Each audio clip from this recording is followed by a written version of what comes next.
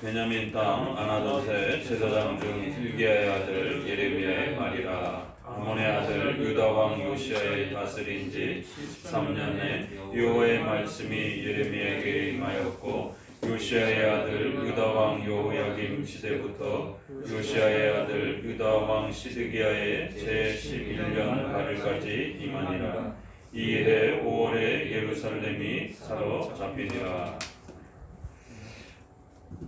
앞서서 예레미야의 전체적인 또 서론처럼 한번 말씀을 드리면서, 그리고 우리가 이사야부터 시작된 선지서의 이러한 특징들을 어떻게 접근하고 또 배워가야 할지에 대해서 소개를 드렸습니다.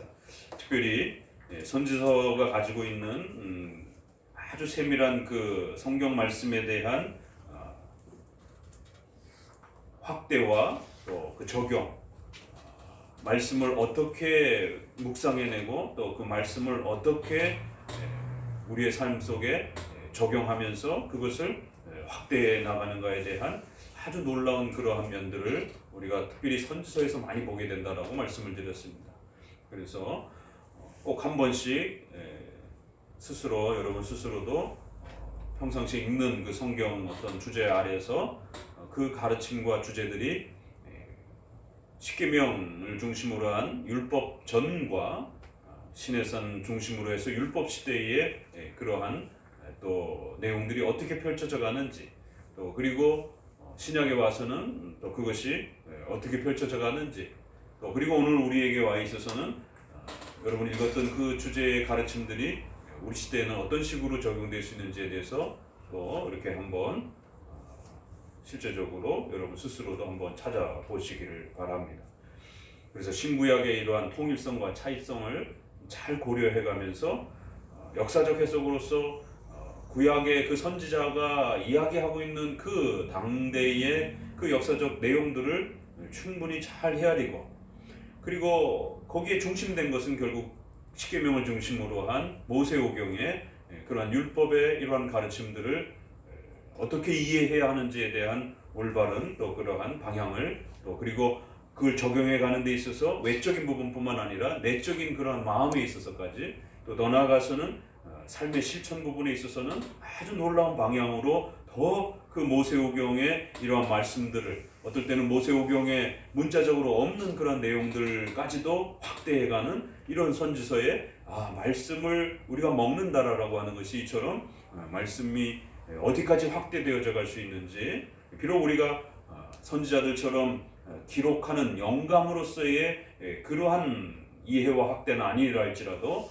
성령의 내적 조명에 의해서 그 기록해 주신 그 말씀을 또 우리가 잘 이해하고 실천하는 방식으로 내적 조명의 인도하심을 따라서 그 말씀을 어디까지 우리가 실천해야 되고 어디까지 적용해야 되는지에 대한 이런 아주 중요한 면들을 선지서를 통해서 우리가 잘 이해하고 배워갈 수 있는 것입니다. 그래서 적어도 말씀을 우리가 묵상하고 먹는다라고 하는 것은 바로 거기까지 나아가는 것이. 그래서 웨스민스터 1장 6항에 있는 그 해석법에 따라서 1차적으로는 문자적인 OX의 그 표현들을 잘 읽어내는 겁니다. 문자적으로 명시된 표현. 그리고는 성경의 그런 올바르고 결론적인 그런 추론을 통해서 반드시 성경을 읽다 보면 결론으로서 나오는 그런 추론들이 있습니다. 그래서 그러한 성경에 문자적으로 표현되어 있지 않는 성경 내면에 흐르는 그 문맥을 타고 흐르는 그러한 중요한 교리들을 찾아내는 훈련들을 해야 되는 것이에요. 그래서 추론적 해석, 내 마음대로 이렇게 상상의 나래를 펼치는 그런 추론 해석이 아니라 반드시 성경의 문맥의 그 흐름을 따라 올바르고 또 반드시 그렇게 결론이 나지는 그런 결론적인 그런 도출을 이끌어내는 그런 방식으로서의 문맥적 흐름 아래서의 추론이라는 것이에요. 추론적 해석. 그리고 세 번째로는 양심적 해석이라고 하는, 그래서 일반 은총의 일반 계시의 그런 하나님의 또 문화와 이러한 국가와 사회의 삶 속에 보편적인 그런 도덕과 양심으로서 그 사회의 도덕적 기준으로 또 표현되고 있는 그런 일반 은총적, 또 우리가 일반 계시 아래서 도덕적 이성적 판단을 또 고려해가면서 그러한 부분들을 또 잘 사용해서 하나님의 섭리를 고려하면서 어디까지 어떤 방식으로 적용해내야 될 것인가, 특별히 중립적인 그러한 많은 선택들, 또 더 나아가서는 정치적이고 좀 더 사회적 규범과 관련된 이런 부분들에 있어서는 훨씬 더 많은 토의와 논의를 통해서 하나님의 뜻을 내적 조명을 따라서 뭔가 결정해야 되는 아주 이러한 중요한 일치와 합의를 통한 그러한 하나님의 뜻에 대한 공통적 고백과 이해의 결론, 이러한 세 번째, 그걸 우리가 양심적 판단이라고 이렇게 결론을 내린다라면 아주 놀라운 해석의 원리들을 여러분들이 터득하게 되는 것이고, 여러분의 삶 속에서 하나님의 뜻에 이러한 놀라운 면들을 더더욱 맛보게 될 것입니다. 특별히 우리가 이러한 말씀이 확대되어져 가는 이러한 그 놀라운 그 풍성함들을 어디서 또 많이 여러분들이 끊임없이 고민하고 읽어가야 되느냐면, 몇 번에 걸쳐서 장로 정치를 이야기하면서 말씀을 드렸습니다. 사도행전 15장.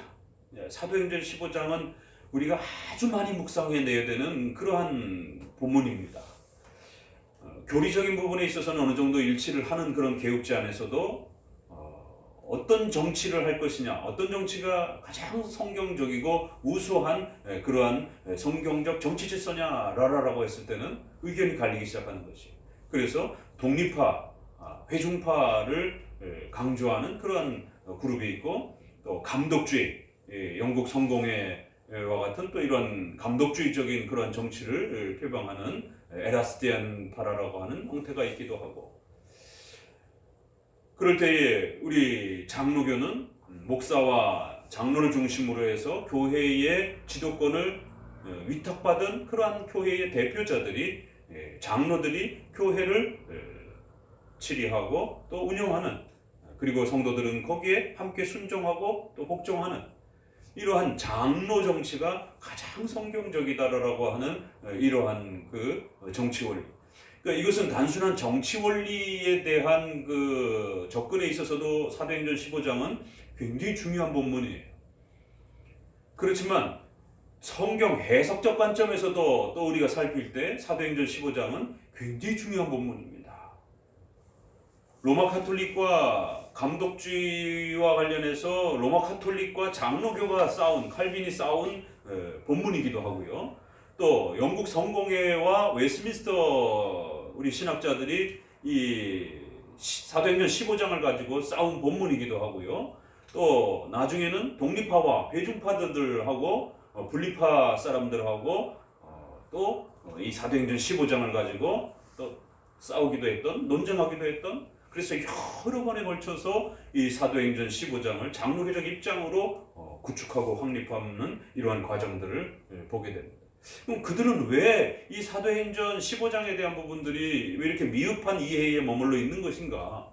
그리고 왜 장로교도들은 이렇게 독특한 그런 이해가 가장 우수한 사도행전 15장의 이해라고 고백해왔고, 그리고 그러한 15장의 이해는 칼빈과 웨스트민스터를 따라서 또 어거스틴에 이르러서 초대 교부들에 이르기까지, 로마 카톨릭은 자기네들의 뭐 시릴이라든가 이렇게 어거스틴의 이런 표현들을 키프리안이라든가 이런 교회론을 감독을 좀 더 강조하는 것 같은 그런 표현들을 마치 로마 카톨릭의 교황권을 강조하는 그러한 그 근거로서 이렇게 사용하지만, 실제적으로 키프리안의 이러한 교회가 어머니가 되어야 된다라고 하는 이 유명한 고백이 로마 카톨릭이 남용을 했습니다. 그렇지만 칼빈이 그거를 기독교 강요에 다시 그 키프리안의 그 표현을 그대로 가져다가 교회의 유형적 교회 질서의 중요함들을 여전히 교부 시대의 해석들에 기초했고, 그 교부들이 이야기했던 것은 장로 정치였다라고, 그 감독은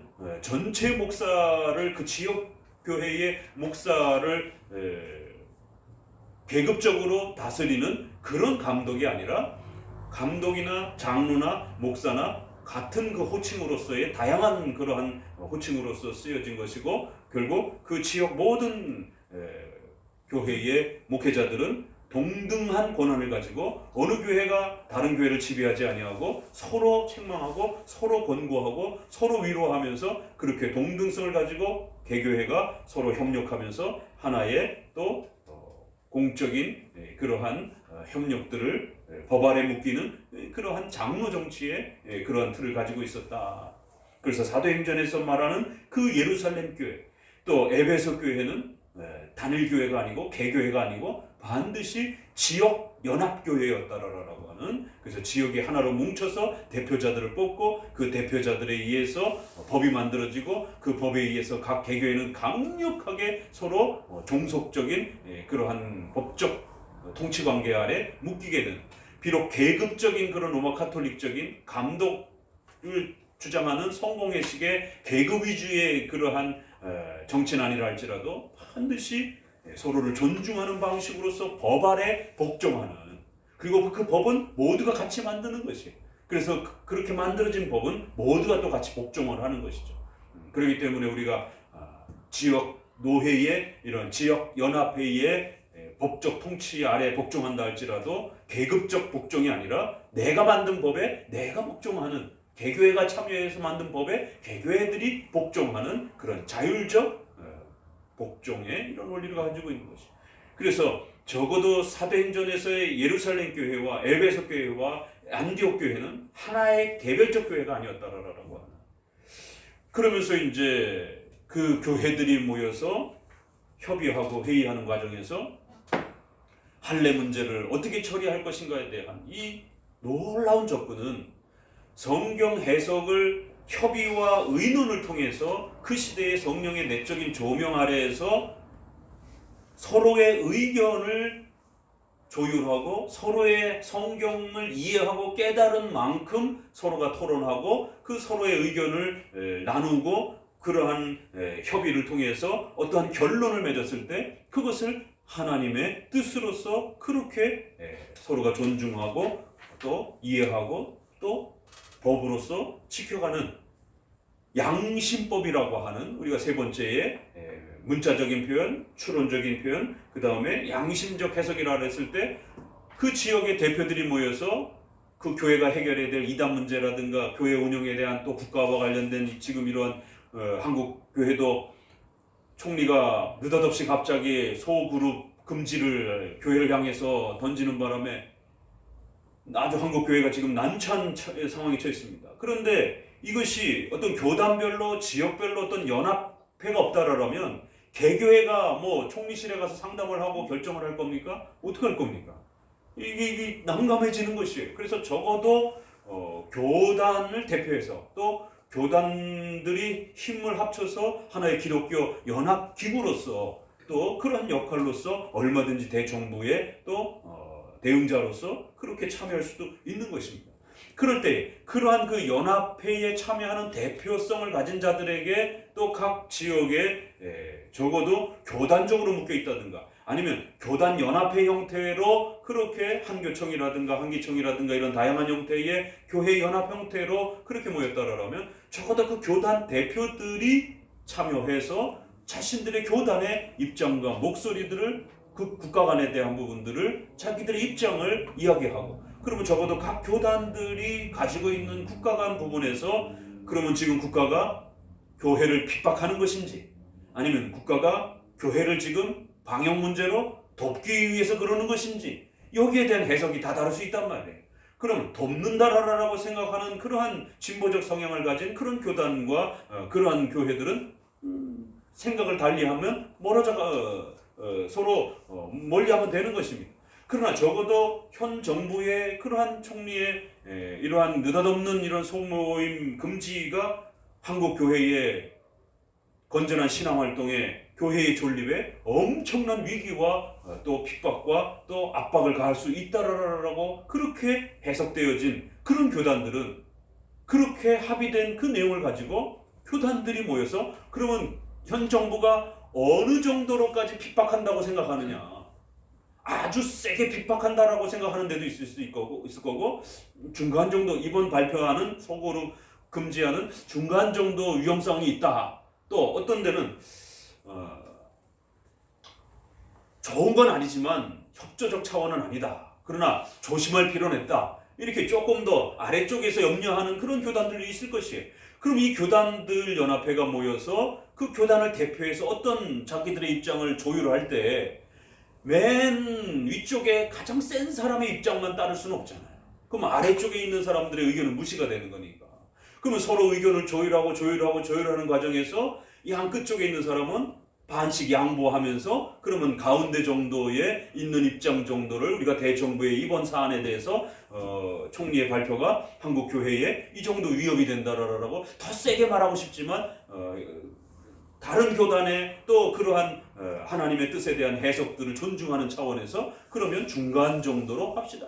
또 아주 약하게 보고 싶었던 교단도 이거 조금 세다 싶다 할지라도 적어도 본인들도 국가의 교회적 태도가 위험하다라고 하는 그런 인지가 있어서 참여를 했다라면 다소 공동적 어떤 하나의 대정부의 성명서로서 작성해야 될 문구가 조금 자기네 보기에 세다 할지라도 양보하고 그 센 표현들을 받아서 함께 힘을 합쳐서 대정부의 입장을 전달을 하는 것이죠. 그러니까 그것도 바로 그 시대의 교회를 지켜내기 위한 최소한의 합의라는 것이죠. 그러면 그게 하나님의 뜻인지 아닌지 어떻게 합니까? 그거를 뭐 누가 내가 직통계시 받아봤어, 하나님이 뭐 이런다 한다라고 이런 식으로 자꾸 이야기를 하니까 사람들에게 설득력도 없고 지난번 그렇게 전 모모 목사의 그러한 그 직통계시적 발언과 그렇게 뭐 문재인 대통령을 향한 하나님의 계시가 이렇게 내려졌다라고 이런 식의 발언들은 그건 전혀 객관성도 없고 전혀 인정할 수도 없는 이러한 평가를 받게 된다는 것이죠. 그러나 적어도 이렇게 공동적 협의를 통해서 의논을 통해서 그러한 협의가 조율되는 과정을 통해서 어떤 입장이 확립이 됐고 적어도 그 교단의 대표로서 또 그러면 그 교단이 자신의 교단에 가서 각 지역의 교회의 대표들과 의논하면서 이 정도 목소리를 가지고 왔다라고 한다라면 그러면 그 정도 목소리를 수용할 수 있다라면 모든 교회들이 그 성명서에 힘을 합치는 것이죠. 이렇게 하나님께서 양심법으로 우리의 협의하는 그러한 방식을 통해서 하나님의 뜻을 우리가 이해해내고 하나님의 뜻을 먹고 그 하나님의 뜻이 오늘 우리 시대에 어디까지 적용돼야 되는지, 어떤 방식으로 적용돼야 되는지, 어떤 대상에게까지 적용이 돼야 되는지, 그럼 오늘 우리 시대에 적그리스도를 누구라 하라고 해야 할지, 오늘 우리 시대에 그러한 교회를 핍박하는 적그리스도가 분명히 있을 수 있습니다. 적그리스도들이라고 했으니까. 그러면 그걸 한 개인이 결정할 수 없는 거란 말이에요. 그러면 바로 그러한 협의도 역시 적어도 큰 이러한 교단을 중심으로 해서 많은 교회들이 참여해서 교회를 핍박하는 그런 특정한 대상을 이건 도가 지나치다, 이건 정말 교회의 존폐의 위기가 심각한 지경에 이르렀다라고, 그래서 종교적인 권력뿐만 아니라 국가적인 권력과 이 모든 힘을 동원해서 교회를 핍박하면 적그리스도가 되는 것이에요. 교리적인 곡해와 남용을 하면서 성도들을 혼란케 만들면 그건 거짓 종교 지도자들이 되는 거고, 설교와 가르침을 통해서 교리를 망가뜨리고 그래서 성도들을 이단으로 끌고 가고 이러면 그건 거짓 선지자들이 되는 것이고 거짓 목사들이 되는 거고, 힘과 강제력을 동원을 해서 성도들의 생명과 삶을 위협하게 되면, 그러한 힘으로 교회를 위협하게 되면 적그리스도가 되는 것이. 왜냐하면 적그리스도는 강력한 그러한 힘을 가진 존재로서 성경에 표현이 되기 때문에. 자, 그렇기 때문에 우리가 예레미야서를 읽는다라고 하는 것은 이처럼 사도행전에서 표현되는 것과 같은 이런 놀라운 장면, 다들 직통계시를 받던 그 시절에 사도들이 모였음에도 불구하고 그 누구도, 베드로도 야고보도 바울도 하나님이 나에게 계시를 주셨어, 너네 다 토론이고 뭐고 하지마, 이 할례 문제에 대해서 이렇게 처리해야 돼 라고 말했다라면 아무도 거기에 대해서 반기를 들 필요가 없는 겁니다. 왜요? 직통계시가 있었던 그런 시절이기 때문에. 아직은 사도들이 존재하고 있던 시대인데, 그런데 사도들조차도 이 문제에 대해서 하나님이 어떻게 해결하길 원하시는지에 대해서 하나님이 침묵하고 계신 거죠. 한마디도 안 해주시는 것이죠. 그래서 사도들 스스로도 거기에 모여있는 일반 지역교회 목회자들과 장로들과 협의와 논의를 통하고 대화를 통해 가지고 이 할례 문제를 어떻게 처리해야 될 것인가. 그래서 베드로는 고넬료와 있었던 그 경험담을, 자신의 경험담을 풀어헤쳐 사람들에게 알려줍니다. 그걸 듣고 판단해 보라고. 그러니까 야고보는 또 일어나가지고 하나님이 나에게 직통계시 내렸어. 그러니까 너희들 다 복종해. 이게 아니에요. 내가 생각할 때는 야고보는 성경을 강해합니다. 그래서 구약의 그러한 이방인에 대해서 복음이 펼쳐져 갈 것이다라고 하는 구약의 말씀을 자기 나름대로 그것을 오늘 우리 시대의 이방인에게 복음이 전는지가 않겠느냐라고 성경 해석을 통해서 사람들을 설득해 갑니다. 구약의 이 말씀이 그런 뜻인 것 같다. 이제 다시 보니까 바울은 어떻습니까? 바울은 또 이방 지역교회를 어마어마하게 많이 세워놨지 않습니까? 그래서 많은 곳을 다니면서 이렇게 교회를 세워보니까 정말 우리가 받았던, 그래서 사도행전에서 가장 중요한 표현은 유대인들이 받았던 그 오순절의 성령의 역사가 이방인에게도 내리더라. 요게 성령으로의 세례의 핵심입니다. 그래서 사마리아와 땅끝까지 이르러 내 증인이 되라 라고 했을 때 제일 먼저 시작이 되는 게 사마리아 지역에서 동일한 그런 방언과 같은 또 그런 초자연적인 역사가 8장에서 시작이 됩니다. 재현됩니다. 2장에서 시작되었던 유대인에게서 시작되었던 그 하나님의 초자연적인 역사, 온 세계 만방에 복음이 펼쳐진다라고 하는 이 강력한 증거로서의 방언과 그 하나님의 놀라운 성령의 임하심의 이 기적적인 표현들이 8장에 이제 사마리아 지역에 다시 재현됩니다. 그 전에는 이야기 언급이 없습니다. 그리고 나서는 10장, 11장에 가서 고넬료를 통해서 다시 한번 이방인에게, 더더욱이나 아주 미운 로마를 대표하는 그러한 이방인에게 복음이 펼쳐져 가는, 그래서 그들에게도 동일하게 유대인들과 같이 성령의 임하심이 그들에게도 임했다라고 하는, 왜요? 베드로조차도 이방인에 대해서 수용 못하잖아요. 하나님이 잡아먹으라 라고 그렇게 네 발 배로 기는 짐승에 대해서 이런 부분들의 구약의 부정한 짐승들을 환상 속에 보여주면서 이제 잡아먹으라 하니까 절대로 못 잡아먹는다라고 거부하잖아요. 이방인들하고 가까이 하는 거를 굉장히 두려워하고 꺼리잖아요. 사도행전 2장에서 성령 충만을 받았음에도 불구하고 그들에게 있어서 이방인들을 같은 형제로, 같은 그리스도인으로 수용한다라고 하는 것은 이것이 역사가 뒤바뀌는 이런 일이었기 때문에 너무너무 쉽지 않고 너무너무 어려운 일들이에요. 그래서 유대인과 이방인, 막힌 담이 헐어지고 하나의 그리스도인 공동체가 되었다라고 하는 이 거대한 주제는 신약의 모든 서신들을 지배하는 겁니다. 유대인의 그 선민의식이 너무 컸기 때문에, 그리고 수천 년 동안 유대인을 중심으로만 하나님의 역사가 그렇게 민족적으로 택한 백성이 흘러왔기 때문에, 그래서 로마서도 때로는 베드로서에도 모든 사람이 구원받기를, 또 모두가 다 회개하기를, 하나님이 세상을 이처럼 사랑하사 라고 하는 이런 모든 다 이런 표현들은 보편 구원을 이야기하는 게 아니라 계층의 그 막힌 담을 헐고 모든 계층들이 남녀의 성의 그러한 막힌 담을 이제는 넘어서서 남자나 여자 모두에게, 또 부자나 가난한 자 모두에게, 디모데전서에서도 그래서 임금들과 또 귀족들과 또 이러한 모든 사람들을 위해서 기도하라라고 하면서, 이러한 신약의 역사적 해석을 보게 되면 유대인과 이방인의 이 막힌 담이 얼마나 큰 것이었는지, 그래서 그 계층에 대한 모든 사람들에게 복음이 이제 전도의 문이 열렸다라고 하는 그런 전도의 문이 열렸다라고 하는 모든이지, 결코 모든 사람이 다 선택받았고 모든 사람이 다 구원받는다라고 하는 그런 보편 구원론에 대한 약속이 아니란 말이에요. 그거를 어거지로 봐라, 모든이라고 했지 않느냐, 다라고 했지 않느냐, 온이라고 했지 않느냐. 그러니까 다 이것은 이방인들 모두가 구원받는 것이 특별하게 예정된 사람이 따로 구별되어 있는 게 아니다. 그러니까 성경의 역사적 해석을 읽지 않기 때문에, 단순 그 문자만 읽기 때문에 이런 일이 벌어지는 것이에요.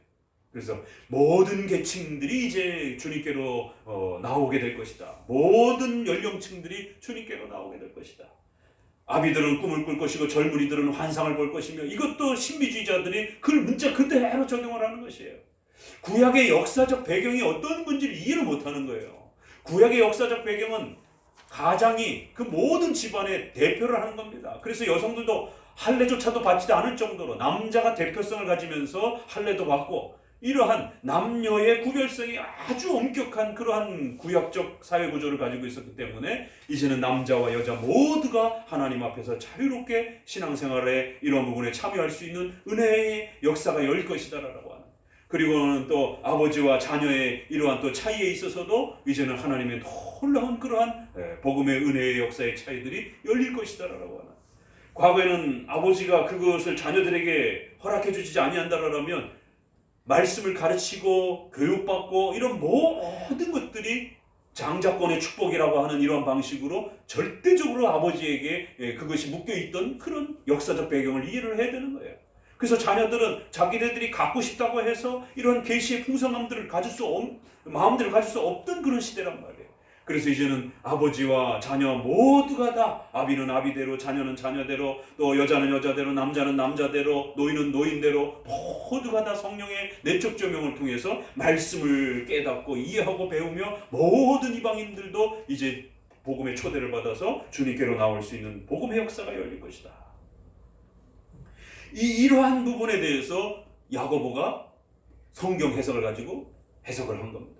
바울은 자신의 또 수많은 전도 경험들을 이야기해 줍니다. 그래서 많이 토론하고 난 다음에 결론을 내리는 것이.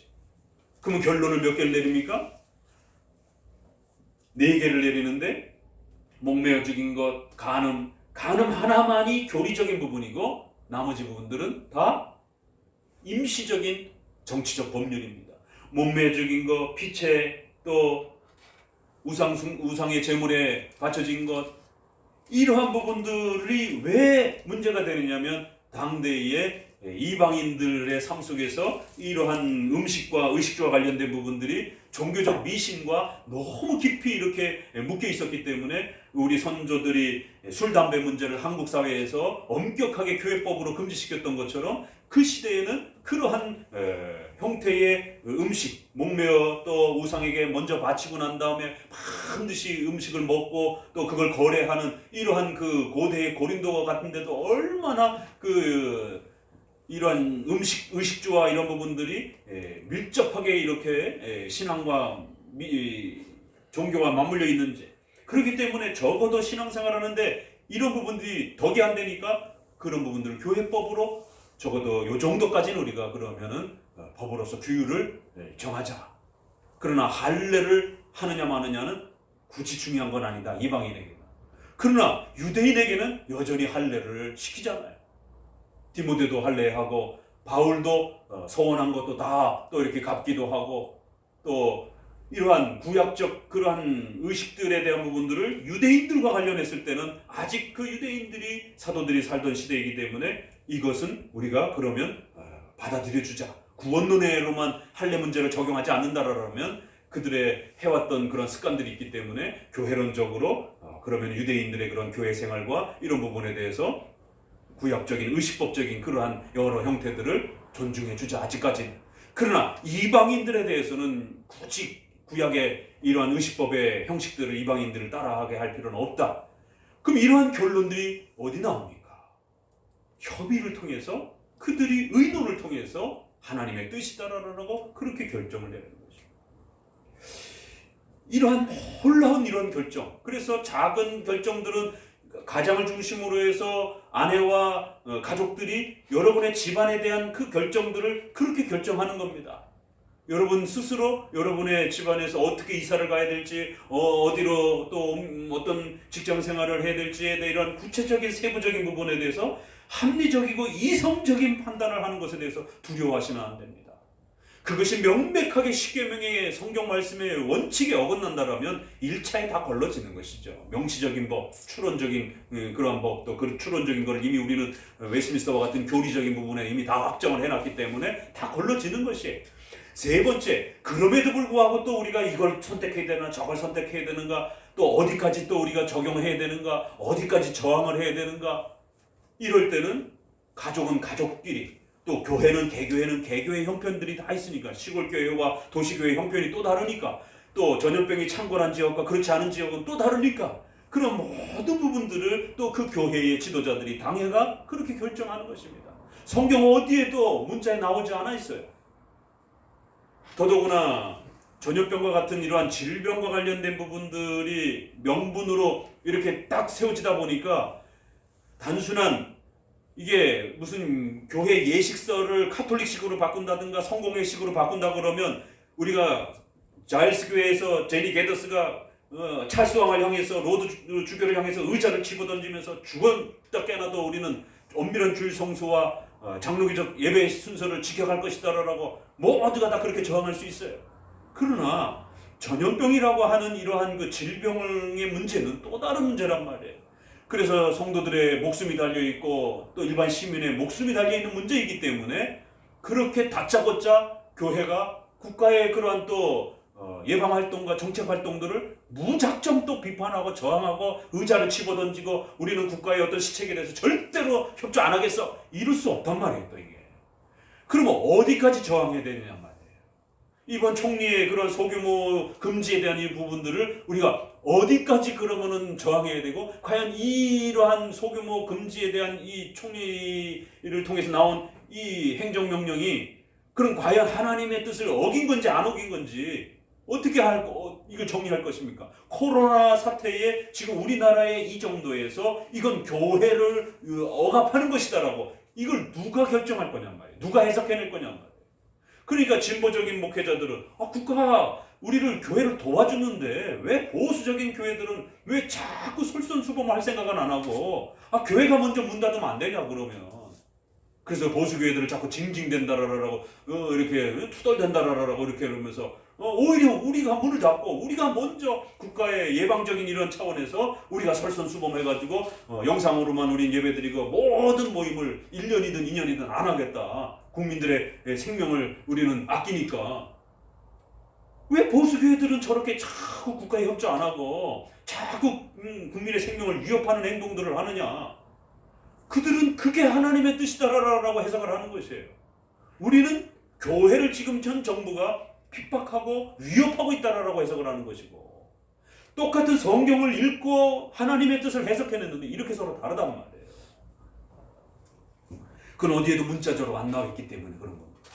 그렇게 해서 하나님의 섭리와 그 양심을 따른 세 번째 이 양심적 해석이라고 하는 하나님의 말씀이 어디까지 확장돼야 되고 어디까지 적용돼야 되고 어떤 식으로 해석돼야 되는지에 대한 이러한 깊은 이해들은 한 개인이 결정하는 게 아닙니다.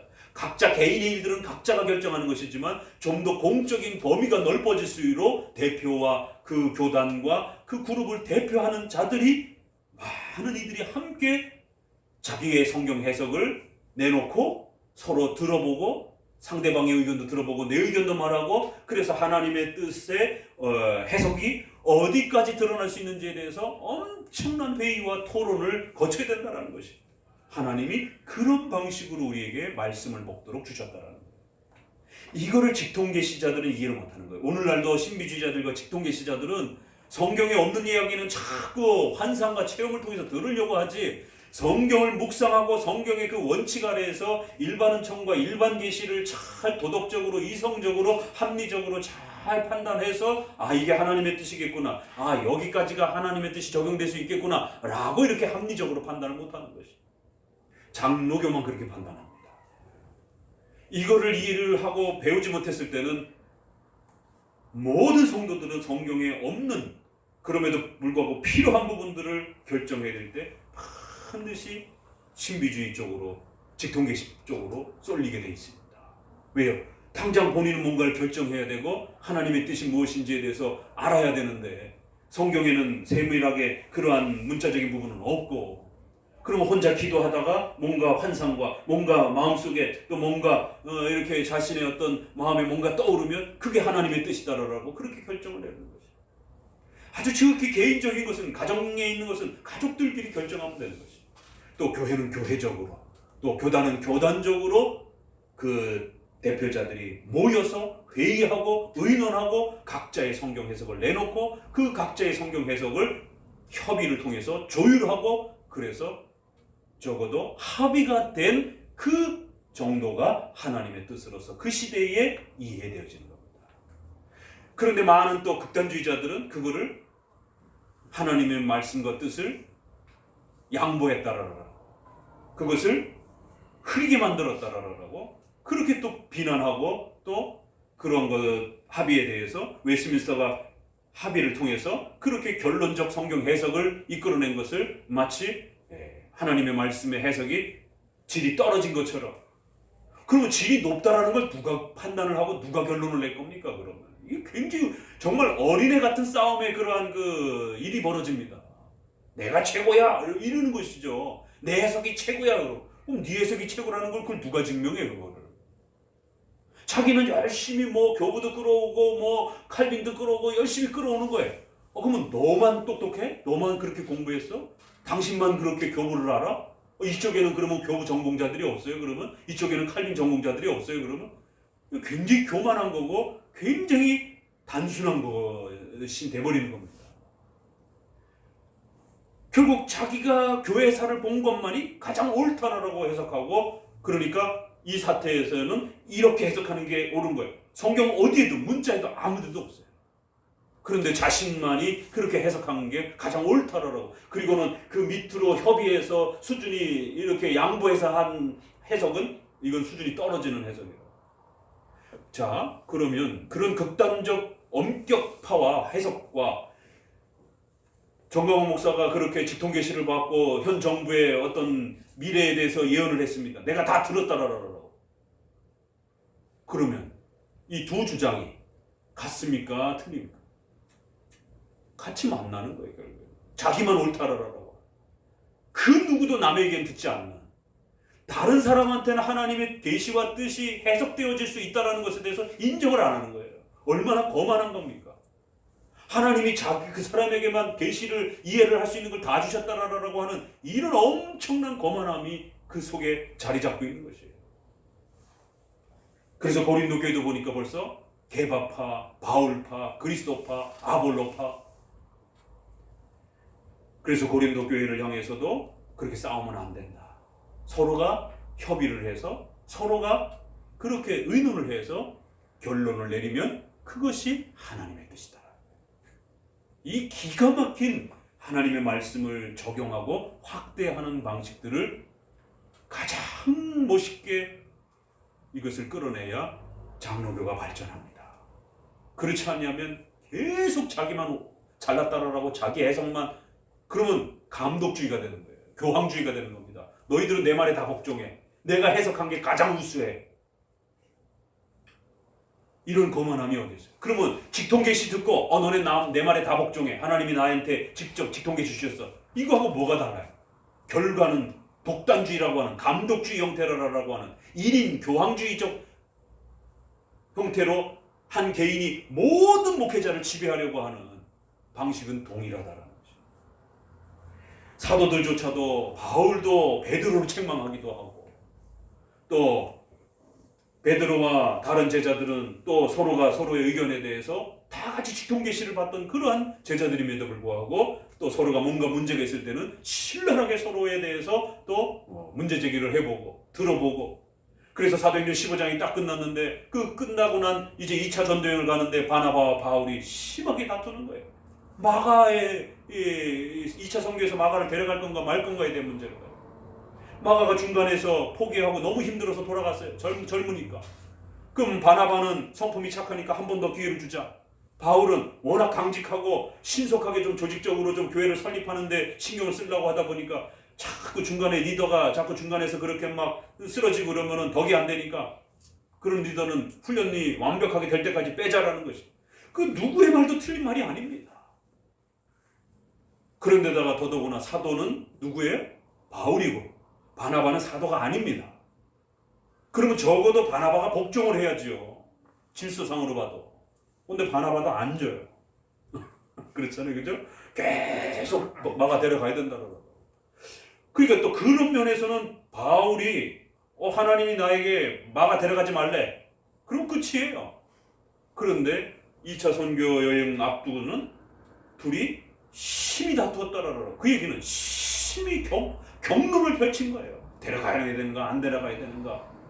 아니 쉽게 그냥 직통계시로 하나님 말씀해 주시면 끝날 문제를 바울에게 아무 말씀 안 해주시고, 그러면 바울은 사도일지라도 하나님이 뭔가 직접적으로 말씀하시지 않을 때는 본인도 동일하게 교회의 지도자의 장로로의 자격으로서 바나바도 교회의 지도자로서 서로의 하나님의 말씀을 선교에 있어서 어떻게 그 리더들을 데리고 선발하고 뽑고 이거를 어떻게 해야 될 것인가, 어떤 기준에서 인물을 뽑아야 될 것인가에 대해서는 서로가 경로를 펼치면서 서로의 의견을 주고받아야 되는 겁니다.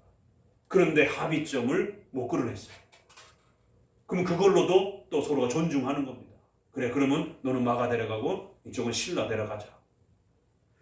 그리고 또 고린도에서도 보게 되면은 아볼로에게도, 아볼로가 이렇게 바울하고 연결해서 사역하잖아요. 그래서 고린도 교회를 향해서 좀 도와주라라고 아볼로에게 이렇게 요청을 했더니만 아볼로는 또 고린도 교회를 도운 적도 있어요. 그래서 이번에 보니까 이러한 심각한 문제가 고린도 교회에 터졌는데 좀 속히 가서 도와달라고 내가 아볼로에게 부탁했다 그랬더니 아볼로가 싫습니다. 고린도서 끝부분 읽어보세요. 아주 굉장히 당혹스러운 장면이 나옵니다. 바울이 그렇게 부탁을 했는데 아볼로가 싫다라고 거절을 했다. 그렇기 때문에 이번에는 아볼로가 너희 가운데 가지 못할 것 같다. 하지만 언젠가는 또 허락되어진다라면 아볼로가 너희에게 가서 너희의 형편들을 또 소상히 살피면서 너희를 도와줄 것이다. 존중해요. 아볼로가 안 간다고 그러니까 이번에는 어떤 사정이 있어서 못 간다고 하니까 존중한다. 다음에 갈 것이다. 아니 사도가 명령을 하면은 하나님도 가래 이러면 가는 것이죠. 그런데 아볼로가 어떤 이유 때문에 자기의 어떤 또 계획과 뜻이 있어서 바울이 요청을 했는데 안 됩니다. 못 갑니다. 이번에 이 아주 묘한 장면이 바울이 존중 다 하는 겁니다. 그래요? 너희 생각이 그러니? 그러면 이번에는 그렇게 하자 그러면. 그리고 또 고린도 교회가 왜 또 위험하느냐면 고린도 교회에 이 거짓 사도들이, 거짓 목회자들이 등장을 해가지고 바울을 막 사도권을 욕했잖아요. 그래서 고린도 교회를 보게 되면 사도권에 대한 변증이 많이 나옵니다.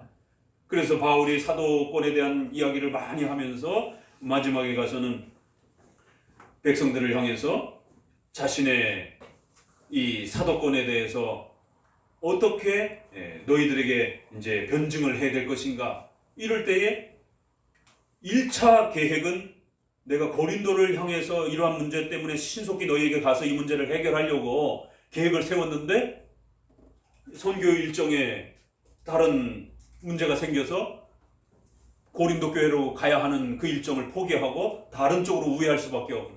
그러다 보니까 거짓 목회자들이 겁봐 너네 고린도 교회에 이용만 당한 거야. 바울이 온다고 맨날 돌봐준다고 그래놓고는 저렇게 그냥 우선순위가 밀려니까 딴 데로 가갖고 딴 데만 돌보잖아. 그래서 1장 시작할 때도 내가 너희한테 갈 수 없는 이유가 무엇 때문인지에 대해서 소상히 이야기하고 다음에 하나님이 이 기회를 허락하시게 되면 반드시 내가 가겠다. 계획을 수정을 하는 것이에요. 그러니까 그런 그 계획을 수정하는데 바울조차도 하나님이 가라 그랬으면 가면 되는 건데 가려고 계획을 다 세워놨는데 갑자기 다른 일정이 이렇게 생기면서 우회를 하게 되는 것이. 그럼 이 첫 번째 계획과 두 번째 계획을 사도도 수정을 하고 계획을 세우고 그러는 겁니다. 무조건 직통계시가 주어져 갖고 그 일정대로 움직이는 게 아니에요. 하나님이 특별히 마게도냐의 지역으로 오라라라고 이렇게 옮기실 때는 글로 갔지만 그 전에는 어디로 가려고 했어요? 아시아 지역 쪽으로 선교를 하려고 준비하고 있었단 말이에요. 만약에 그래서 그 아시아 지역으로 선교 지역이 열렸으면 소아시아를 중심으로 해서 그 다음에 터키 그리고 인도, 중국으로 기독교가 펼쳐져 갔을 것입니다. 역사가 달라졌을 것입니다. 그런데 하나님이 방향을 정반대로 돌려서 유럽의 첫 도입지인 바로 마케도냐, 데살로니가, 고린도, 그리스, 로마 이쪽 라인으로 가게 되는 교회 쪽으로 선교를 방향을 돌립니다. 그래서 로마로 해서 나중에 스페인까지 서바나까지 가기를 원한다. 이제 이러한 땅끝까지 이르러 했을 때 그쪽을 스페인 쪽으로 방향을 잡는 것을 보게 됩니다. 그래서 하나님이 강제로 그렇게 하실 수 있어요. 그런데 그런 어떤 특별한 지시가 없었을 때는 바울도 선교 여행을 어떻게 해야 될지 주변 동역자들하고 열심히 계획을 잡고 의논을 하고 그래서 이번에는 이쪽으로 가보자. 이쪽 지역을 개척을 해보자. 이런 협의와 의논과 결정을 협의를 통해서 이룬 것이지 매번마다 직통계시를 해가지고 하나님 이번에 일로 가래 이번엔 절로 가래 그렇게 움직이지 않았습니다. 사도행전과 바울서신을 잘 읽어보세요. 그래서 아볼로가 거부하면 그래? 그럼 어쩔 수 없구나. 그러면 계획을 또 바꾸는 거지. 그의 의견을 여전히 존중해 주는 거지.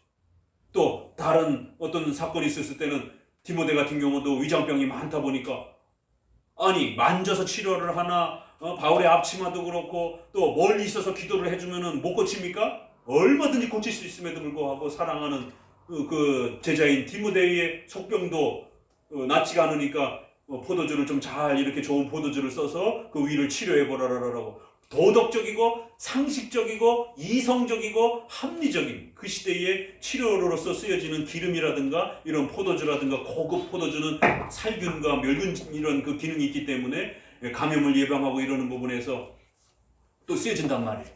그러니까 그런 보편적인 약이라든가 이런 부분들을 좀 잘 사용해서 네가 속히 좀 빨리 낫기를 바란다라라. 협의와 의논과 일반 은총과 일반 계시에 대한 이런 모든 부분들을 잘 이렇게 조율을 해서 최종적으로 가장 그 좋은 결정이 무엇인지를 그렇게 결정하는 거지. 맨 마지막에 세 번째 양심법에 있어서 이거를 우리가 더더욱 선지서에서 아주 풍성하게 배운다는 이렇게 사도행전 15장을 통해서 우리가 정치 부분뿐만 아니라 이 하나님의 말씀, 계시에 대한 부분을 오늘 우리 시대의 내적인 적용을 통해서 우리가 어떻게 확대하고 적용해가는 원리를 터득할 것인가를 배울 때에 사도행전 15장은 아주 중요한 또 그런 면에서 우리에게 큰 방향을 가르쳐 줍니다. 이러한 부분들을 거듭거듭 여러분에게 다시 한번 말씀으로 우리가 이제 한 걸음 더 쑥 들어간다는 게 얼마나 기가 막히고 놀라운 것인지에 대해서 더더욱 도전을 받으셔야 돼요.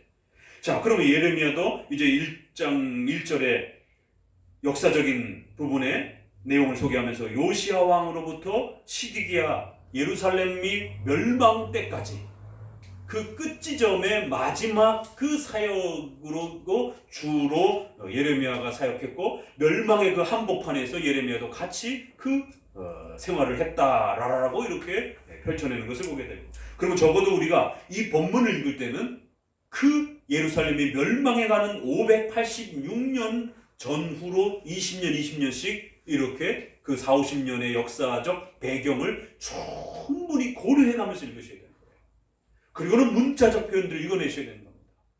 그러면서 말씀드린 것처럼 그 말씀의 교리적 내용들이 그 멸망해가는 나라의 한복판에 어떻게 적용되어져 가는지, 모세오경의 그런 가르침들이 어디까지 확장되어져 가는지, 그러면 그들이 왜 멸망하는지, 그 멸망을 어떻게 회복해야 될 것인지, 어떤 과정 속에서 또 그런 미래의 구원을 기대해야 될 것인지, 이러한 총체적 부분들이 예레미야의 그 놀라운 말씀을 펼쳐내는 그 놀라운 그러한 또 면들을 통해서 전쟁의 한복판에서 목숨이 이제 왔다 갔다 하는 그 상황, 위태로운 상황 속에서 하나님의 말씀이 그들을 어떻게 살려줄 것인지에 대해서, 그렇다고 해서 기도했다고 해갖고 당장 무슨 뭐 천사가 내려와가지고 과거처럼 다 없애는 것도 아니고, 그러니까 과거에는 히스기야 전투 때는 또 여호사밧 전투 때는 얼마나 드라마틱한 13만 5천 명이 죽어나가고 갑자기 찬양을 부르니까 여호사밧은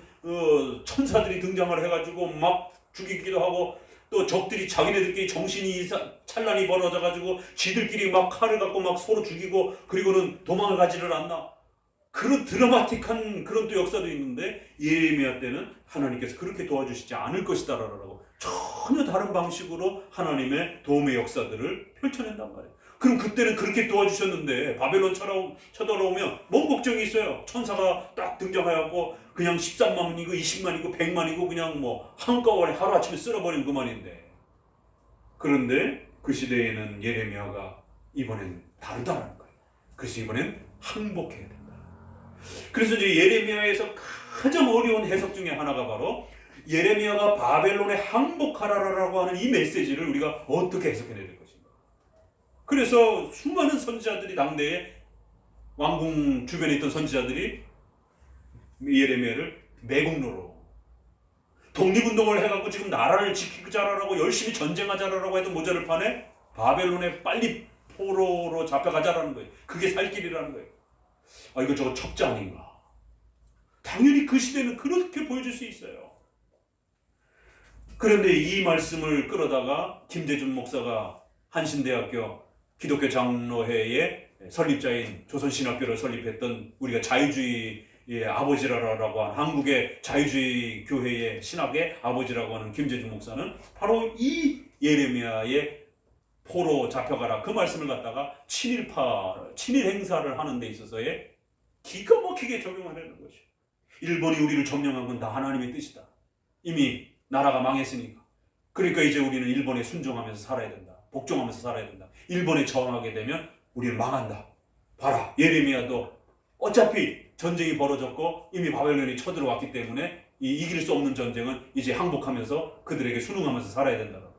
이 예레미야를 그렇게 친일의 정당성으로서 조선신학교를 설립하면서 조선 총독부하고 결탁이 돼가지고 한국 교회를 일본에 머리 숙이도록 하는 데에 이 예레미야가 가장 많이 사용이 됩니다. 가장 좋잖아요. 구약 본문으로서 복종하고 순종하고 지배하는 나라의 식민지로서 살아가는 게 그게 하나님의 뜻이다라고. 그럴 때 박형룡 목사님과 보수적인 목사님들은 안 된다. 저항하고 싸워야 된다라고, 목숨을 걸고 싸워야 된다라고 나라를 지키는 것이 사도행전 17장에 거주의 경계를 정하고 절대로 이쪽에서 저쪽으로 함부로 침범하지 못하도록. 그래서 우리 보수 쪽에 있는 목회자들은 예레미야보다 사도행전 17장에 거주의 경계를 정해놓고 각 지역과 민족들을 분배하시고 하나님을 찾도록, 그렇게 하나님 아래서 살아가도록 분량들을 정해놓으셨다라고 하는 그 하나님의 창조적인 인류 역사에 대한 그 분배에 대한 사도행전 17장 말씀을 훨씬 더 많이 강조했습니다. 그렇기 때문에 적어도 남의 나라가 우리를 침략했다라면 그거는 하나님이 정해주신 그 영역을 침범한 그러한 월권행위다라고. 5계명도 해석했지만 특별히 성경 본문을 끌어올 때는 사도행전을 훨씬 더 끌어왔고, 더 나아가서 여호수아서라든가 이런 또 구약의 다른 부분들을 끌어다가 이스라엘을 지켜야 되는 것처럼, 가나안 땅을 지켜야 되는 것처럼. 왜요? 성경엔 또 그렇게 강력하게 가나안 땅을 지키라라고 하는 그런 말씀도 있잖아요. 예레미야는 빨리 복종하고 빨리 항복하라라고 하는 그런 말씀인데, 다른 선지서에는 또 다른 또 말씀에서는 나라를 지켜야 된다라고 하는 이런 또 강력한 요청들이 있단 말이에요. 오히려 그쪽을 끌어옵니다. 그럼 왜 보수주의 사람들은 예레미야의 이 항복하라는 부분보다도 싸워서 나라를 지키라라고 하는 그 부분을 더 끌어왔는가? 사도행전을 더 끌어왔는가? 그런데 왜 김재준 목사는 예레미야를 끌어다가 결국 한국이 일본 밑에서 살아야 된다라고 하는 그러한 식민지 생활을 항복하는 삶을 마치 하나님이 허락하신 것처럼 어떻게 그걸 그대로 문자대로 적용을 했는가? 그리고 과연 그게 옳은 것인지. 결국 일제시대 때 성경 해석이 두 갈래로 나눠져 가지고 성도들에게 엄청난 혼돈을 일으켰습니다. 오늘 우리 시대도 특별히 국가관과 관련했을 때 이렇게 해석의 차이가 발생하게 되면 어디로 가야 됩니까? 그렇기 때문에 모두 똑같이 성경을 들고 자기 말이 옳다라고, 자기 해석이 옳다라고 주장하고 있기 때문에 더 헷갈리는 것입니다. 그래서 우리가 성경, 오직 성경이라고 하는 그 말씀 아래는 신구약 전체를 또 교리 중심적으로 또 문맥의 그러한 추론 아래에서 또 잘 읽어내면서, 그리고 그러한 것들이 교리적으로 신앙 고백 안에서 객관적인 공교회적 그런 고백으로 확립되었다면 또 그러한 교리의 틀 아래에서, 그리고는 마지막에 가서는 양심의 또 자유 속에서 또 하나님의 섭리의 또 흐름 아래에서 일반 계시와 일반 은총 전체를 잘 고려하면서 하나님의 뜻을 최종적으로 확정하는 것입니다. 그리고 협의하고 의논해서 그렇게 확정하는 것입니다. 그것이 타라라고 뛰쳐나가게 되면 그 공동체로부터 이단으로 판정이 됩니다. 이단을 국가가 판정하는 건 아니에요. 결국 그들도 자기들의 해석이 옳다라고 주장하고 싸우는 겁니다. 결국 교회 역사는 그렇게 서로의 그 그룹들이 자기들의 해석이 옳다라고 그렇게 싸우면서 지금까지 온 거예요. 그런데 누구의 해석도 옳은지 아무도 검증할 수 없는 겁니다. 예수님이 다시 오셔서 판정하지 않는 이상 모두가 다 성경을 들고 해석하고 있는 겁니다. 다만 그래도 적어도 우리가 정통 기독교라고 하는 그룹 안에서는 적어도 사도신조의 이러한 교리적 틀 안에서 것으로만 머물러 있다라면 최소한 복음주의권 내에서 이단은 아닌 것으로 서로가 존중하면서 그렇게 가는 겁니다. 그리고는 거기에서 장로교회는 조금 더 수준이 높은 그런 해석으로서의 내용을 가지고 있다라고, 그래서 예정론과 또 장로 정치와 또 여러 가지 신적 작정과 이러한 여러 가지 또 섭리적 종말론과 이러한 중요한 교리들을 더 이렇게 확보하면서 복음주의가 가르치지 않는 이러한 또 말씀들을 확보해 가려고 하는, 그럴 때 복음주의 쪽에서 보게 되면 장로교는 극단주의 너무 엄격하다라고 비판할 수 있는 것이에요. 그러나 우리 장로교적 입장에서의 복음주의 해석은 이단은 아니지만 너무 수준이 떨어지는 그런 모습으로서의 기독교의 또 수준 낮은 모습으로 보일 수 있는 것입니다. 그러면 누가 옳은지 아무도 몰라요, 사실.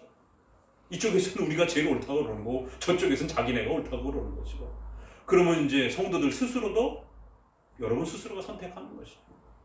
그 누가 그거를 뭐 가르쳐 주겠습니까?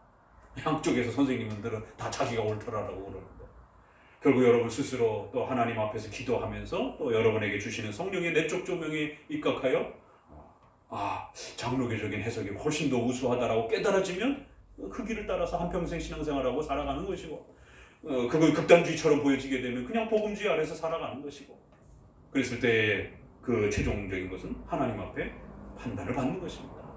그럴 때 적어도 우리 장로교적 해석과 개혁주의적인 해석은 좀 더 공교회적이고 좀 더 교회사적이고 좀 더 성경에 충실한 그런 객관성을 가지고 있기 때문에, 역사성을 갖고 있기 때문에 그 면에서 우리가 훨씬 좀 더 논리적인 싸움에 있어서 우수하다라는 것이죠. 뭐 직통계시파야 내가 맞다 이러면 끝이 되지만, 이런 면에서 우리가 예레미야에 이제 또 본격적으로 들어가는 또 이러한 부분들을 잘 또 이해하시면서 예레미야의 이런 한 구절들을 어떻게 읽어가야 될 것인가. 이런 짧은 1절에서 3절조차도 그렇게 이 요시아로부터 시작돼서 시드기야의 그 시대까지, 예루살렘이 멸망하는 그 시점까지 예레미야의 사역이었더라라고 이렇게 결론을 전체를 일단 틀을 잡아주는 겁니다. 그럼 그 아래에서 충실하게 성경을 읽어내야 되고, 그리고 거기서 확립된 중요한 교리를 기준으로 해서 최종적으로 여러분에게 좀 더 세부적인 세밀한 디테일한 그러한 적용들은 또 일반 계시와 또 일반 은총 아래에서 양심적 판단을 또 함께 어우러가면서 그렇게 조화롭게 특별 계시와 일반 계시가 조화를 이루면서 결정을 내리고 또 하나님의 뜻을 찾아가는 것입니다. 지금 생각해보면 예전에 젊어서 아무도 안 가르쳐 주니까 제가 선교사가 되고 또 어려서 이 목회자가 되려고 했을 때에 저 개인에게 준 말씀 이 바로 예레미야가 부름받는, 내가 너를 복중에 지었고 복중에 알았고, 그러니까 너는 하나님이 보내는 대로 가서 멸하고 파멸하고 깨트리고 이제 다시 세워라. 이 기도하다가 이 말씀이 어느 날 읽는데 큐티처럼 가슴에 확 와닿으면서 그래, 나는 복음을 전하고 깨트리고 가서 파하고 악한 것들을 파하고 새롭게 세우는 사명이 나에게 있구나. 그럼 뭘 해야 될 것인가? 그런 사명은 선교사가 좋겠구나.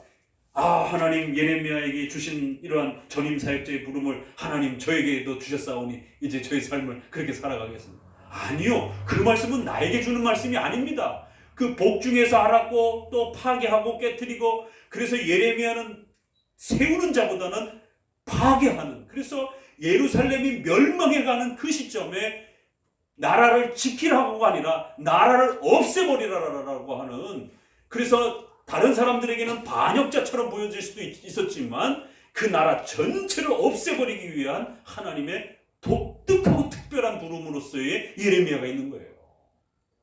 근데 그거를 큐티로 읽을 때는 내 소명에다가 맞춰가지고 마치 내가 예레미야가 된 것처럼 이 역사적 배경과 이 요시아로부터 시드기야까지 예레미야가 사역했던 그 역사적 내용과 표현들은 다 무시해버리고 그저 내 마음에 와닿는 구절 몇 구절만 마치 하나님이 나를 선교사로 부른 것처럼 그렇게 그 구절을 갖다가 젊어서 얼마나 그렇게 감격스럽게 그 구절을 붙들고 살았는지 그때도 감격스러웠어요. 왜? 그게 제일인 것처럼 생각됐습니다.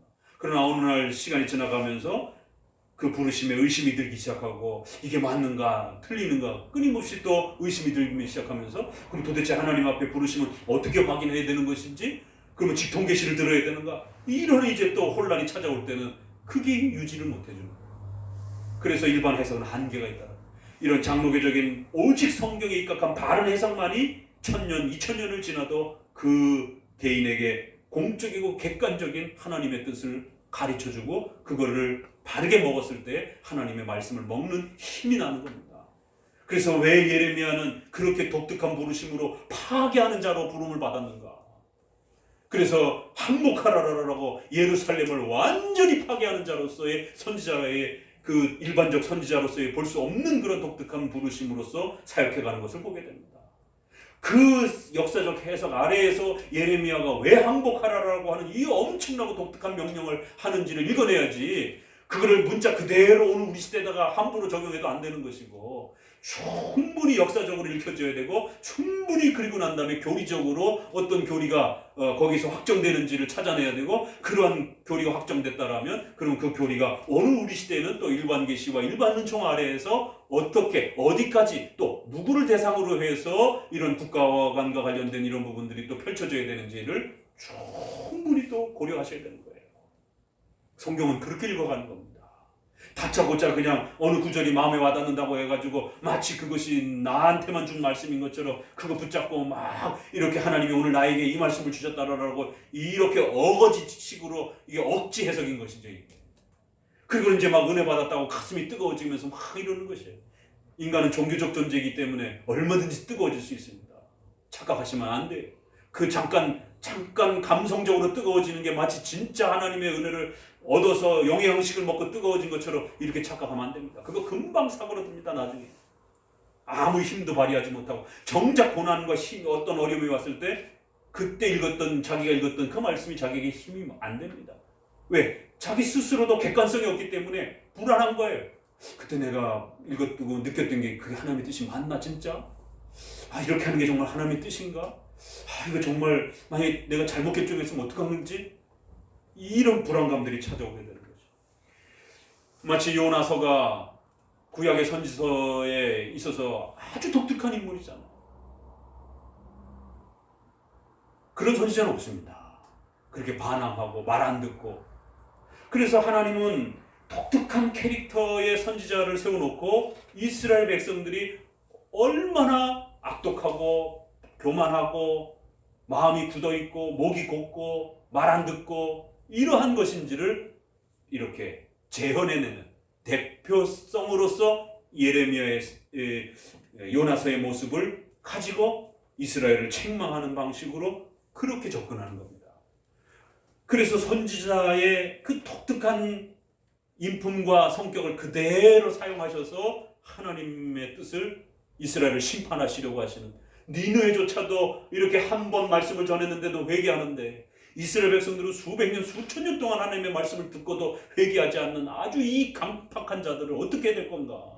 그걸 마치 요나서처럼 말 안 듣고 저항하고 자꾸 거꾸로만 행하려고 하는 이런 요나의 아주 독특한 선지자로서 어떻게 이런 자가 선지자로 부름을 받았지? 라고 의심이 들 정도로 그건 요나서기 때문에 그런 거예요. 그래서 요나서를 여러분이 읽고 함부로 여러분의 삶에다가 마치 여러분이 요나가 된 것처럼 그렇게 함부로 다이렉트로 적용하면 큰일 납니다. 그러면 이거 아주 그냥 말도 안 듣고 아주 그냥 버르장머리도 없는, 왜 그렇게 적용 안 해요? 얼마나 또 그럴 때도 피해가요. 그거 그대로 읽으려면 자기가 요나처럼 반항하고 말 안 듣고 시킨 대로 안 하고 고집 피우고, 하나님 나는 그러면 요나처럼 오늘 하나님 이게 합당합니까? 이렇게 따지고 그렇게 하셔야 될 거 아니에요. 이 성경 본문에 그렇게 돼 있는데 큰일 납니다. 그렇게 하면 안 됩니다. 나를 집어서 저 바다에다 던지라라고 해보세요. 저 한강에다가 성도들 보고 자기 던지라라고 하겠어요? 큰일 나죠. 그 자살 방조죄 걸릴 수도 있는 것이고. 요나는 자살을 요구하잖아요. 자기 집어 던지라라고. 그럼 요나가 그렇게 자살을 결정한 것이 오늘날 이런 자살과 관련해서도 그럼 이게 과연 정당한 것인가? 요나는 분명히 자살을 결정했어요. 이거 보면 하나님의 징계이기 때문에 자기 바다에다 집어던지면 해결을. 처음엔 그래서 거부하죠. 그렇지만 나중에 진짜 집어 던지니까 바다가 잠잠해졌잖아요. 요나는 형태적으로는 분명히 자살한 겁니다. 그래서 우리가 자살도 함부로 구원론에다가 막 끌어다 쓰면 큰일 난다는 것이에요. 그러니까 그러한 요나의 이러한 아주 극단적인 이러한 또 획기적인 또 파격적인 또 이례적인 이런 어떤 엄청난 사건을 마치 그거를 오늘 우리에게 계시가 끝난 오늘 우리 시대에게 마치 똑같은 상황과 똑같은 내용으로서 또 거기서는 또 유대인들이라고 하는 민족적으로 아직 의식법이 존재하는 그 시대의 백성들의 그 강팍함과 버르장머리 없음과 하나님 앞에 순종하지 않는 또 그런 모습들에 대한 그 죄에 대한 또 특별성이 있는 거란 말이에요. 그런 것처럼 예레미야에서는 항복하라라고 하는, 그래서 예레미야는 이스라엘을 완전히 파괴하고 없애버리는 선지자로서 특별한 그런 아주 일반 선지자에게는 전혀 없는 예레미야에게만 고유하게 주어진, 그래서 배신자라고 하는 모든 모함까지 다 받아오면서 그 이스라엘의 패망을 함께 짊어져가는, 그래서 자기에게 그 모든 하나님의 화가 쏟아지는 것처럼 아파하고 괴로워하면서 죽을 것처럼 그렇게 고통스러워하는 예레미야 에가라라고 하는 구약에서 가장 슬픈 사사기 다음으로 가장 슬픈 성경장이 소개가 된단 말이에요. 그게 바로 이러한 이제 역사 속에서 읽혀져야 되는 것이지, 함부로 역사를 뛰어넘어서 그걸 바로 다이렉트를 읽으면서 막 흥분하셔가지고 또 막 선교 가야 되겠다고 또 막 이러시면 안 되는 겁니다. 자, 예레미야도 이렇게 읽어가셔야 되는 것이에요. 그래서 예레미야의 서론적 입장에 대해서 한 번 더 여러분에게 소개를 드려봤습니다.